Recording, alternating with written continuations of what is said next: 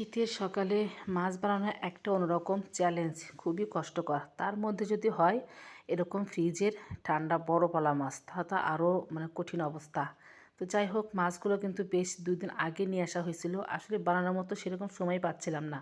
তো আজকে একদম একটা চ্যালেঞ্জ নিয়েছি যে এই মাছগুলো যত কষ্টই হোক বানাবো, আর সাথে টুকিটাকি আরও যত বাইরে কাজ আছে সেগুলোও সেরে নেব। আজকে রান্নাবান্নার দিকে একদম নজরটা কম দেব। তো হ্যালো সবাইকে, সবাই কেমন আছো? আশা করি ভালো আছো, আর আমি ভালো আছি। আসলে আমরা মেয়েরা মনে হয় কাজ দেখে আর কাজ রেখে কখনোই বসে থাকতে পারি না। সে শীত হোক বা গরম হোক, প্রচণ্ড কিন্তু শীত, এমনিতেই সকালবেলা ঘুম থেকে উঠতে ইচ্ছে করে না, কিন্তু তারপরও দেখা যায় যে এই কাজগুলো আমাদের জন্য অপেক্ষা করে, আমাদের কিন্তু করতে হবে, সেই আগে হোক আর পরে হোক। তো যাই হোক, সকালবেলা এই মাছগুলো কাটতে এত কষ্ট হচ্ছিল, তারপরে কিন্তু একদম সবগুলো মাছ কেটে কুটে ধুয়ে পরিষ্কার করে এই তো একটা দুটো টোপলা করেছি।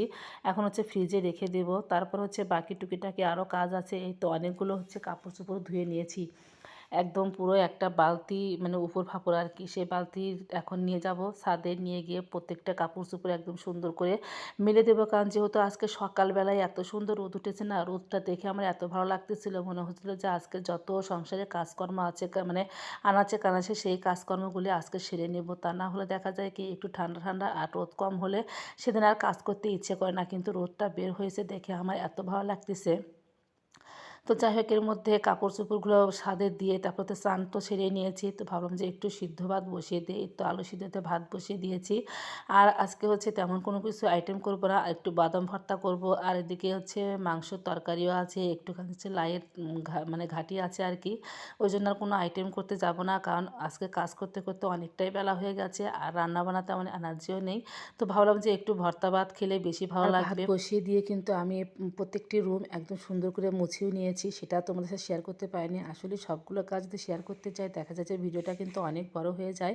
তো যাই হোক, আলু ভর্তাটা এদিকে হচ্ছে আমি মাখিয়ে নিলাম, ভাত কিন্তু অলরেডি হয়েও গেছে। তো আলু ভর্তা মাখিয়ে আবার ভাবলাম যে একটু বাদামগুলো ভাজি করে নিয়ে এই তো আমি একটু পাটায় হচ্ছে পিষে নিচ্ছি। আজকে হচ্ছে এই তো কাঁচা পেঁয়াজ আর কাঁচা রসুন দিয়ে আর শুকনো মরিচ ভাজি করে বাদাম ভর্তা করেছি। আর এইভাবে বাদাম ভর্তা করলে কিন্তু অসম্ভব মজা হয়। জানি না তোমরা কে কীভাবে মানে ভর্তাটা করো, আমি কিন্তু এইভাবে ভর্তা করি। আর বাদাম ভর্তা আমার কাছে সবচাইতে বেশি ভালো লাগে, এত ভালো লাগে খেতে কি বলবো। একটু ঝাল ঝাল করে ভর্তাটা করেছি, কারণ ঝাল ঝাল ভর্তা খেতেই বেশি ভালো লাগে।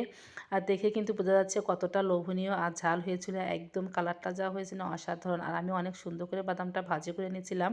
তো যাই হোক, বাদাম ভর্তা করে তো বাটিতে তুলে রেখে আমি পাটাটা মুছে একটু ভাত খাবো। পাটা মোছা ভাত খেতে কিন্তু বেশি ভালো লাগে, আমি তো খুব পছন্দ করি। তো যাই হোক, ভাতটা কিন্তু খেতে বেশ ভালোই লেগেছে আমার কাছে। আর বাদাম ভর্তা তো সবসময় আমি পছন্দ করি। তোমরা কে কে পছন্দ করো অবশ্যই কমেন্টে জানাবে। তো যাই হোক, রান্নাবান্না যতটুকু করি না কেন, এই তো সব কিছু একদম গুছিয়ে রেখে দিলাম, যেহেতু এখনও খাবারের জন্য কেউ আসেনি। তো আমার কাজটা আমি গুছিয়ে রাখলাম, তারপর হচ্ছে আমি পরবর্তী অন্য কিছু কাজ আছে সেগুলোও সেরে নেব। যেহেতু অনেক কাপড় চোপড় ধুয়েছি, সেগুলো আবার উল্টে পাল্টে একটু শুকিয়ে টুকিয়ে নিয়ে আসবো। তো যাই হোক, এখানে সব কিছু গুছিয়ে রেখে দিলাম। এদিকে হচ্ছে ভর্তা যেহেতু করেছি, পাটা তো পরিষ্কার করতেই হবে। তো একটা মাজনি দিয়ে আমি অনেক সুন্দর করে পাটাটা একদম ঘষে পরিষ্কার করে নিয়েছিলাম, কারণ এভাবে অপরিষ্কার করে রাখলে কিন্তু পরের দিন আবার বাড়তে হবে, তখন আর এটা রুচি হবে না এটাতে বাড়তে। তো যাই হোক, আমি সবসময় যখনকার কাজ তখনই করার চেষ্টা করি। ওই জন্য পাটাটা অনেক সুন্দর করে একদম কষলে ধুয়ে পরিষ্কার করে রেখে দিলাম। যখন শুকিয়ে যাবে তখন হচ্ছে আবার জায়গা মতো রেখে দেবো। তো এখন হচ্ছে এই তো সন্ধ্যার পর আসলে বেশ কয়েকটা হচ্ছে গোলা রুটি ভাজি করে নিচ্ছিলাম, এই তো ফ্রাই প্যানে।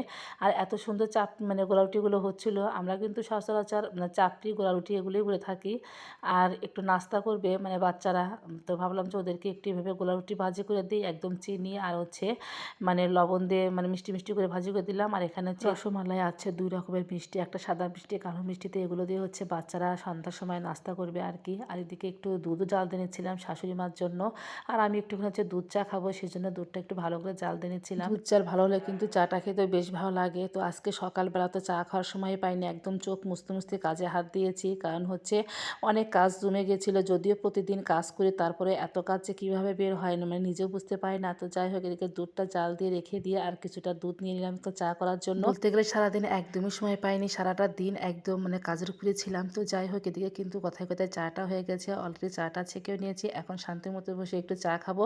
তারপরেও কিন্তু অনেক কাজ জমে আছে রাতের জন্য, সেগুলোও একদম করে নেব। তো যাই হোক, আজকের ভিডিওটা এ পর্যন্তই। ভিডিওটা ভালো লাগলো অবশ্যই লাইক কমেন্ট শেয়ার দিয়ে পাশে থেকো। টাটা।